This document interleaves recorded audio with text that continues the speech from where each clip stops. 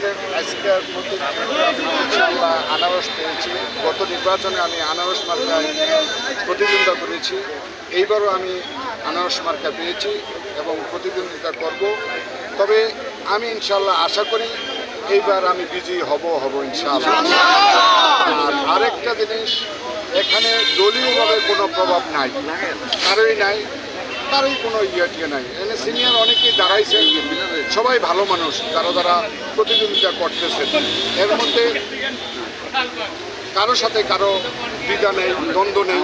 আমাদের কচুয়া খুব ভালো, সুষ্ঠু, সুন্দর নির্বাচন হবে ইনশাআল্লাহ।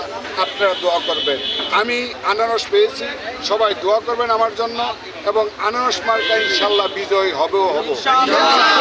কচুয়াবাসীকে সেবা করার জন্য আসছি এবং কচুয়ার সাধারণ মানুষের জন্য সেবা করব এবং নিরাপত্তা দিব ইনশাআল্লাহ। এমপি মহোদয়, উপজেলা নিয়ে কোনো পরিকল্পনা আছে কিনা যদি একটু ছোট করে বলতেন? আমাদের এমপি মহোদয়, ইয়াং এমপি মহোদয়, স্মার্ট এমপি, সারা বাংলার, সারা কচুয়ার, উনি যেভাবে আদেশ দেন, যেভাবে বলবেন, সেভাবে ইনশাল্লাহ আমি যদি বিজয়ী হই, সেভাবে ইনশাল্লাহ আমি কচুয়াকে চালাবো।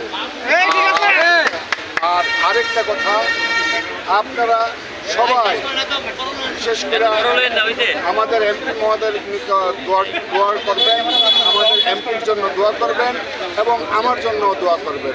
সবাই ডক্টর সেলিম মাহমুদের জন্য দোয়া করবেন, ফয়েজ আহমেদ স্বপনের জন্য দোয়া করবেন। সবাইকে আসসালামু আলাইকুম।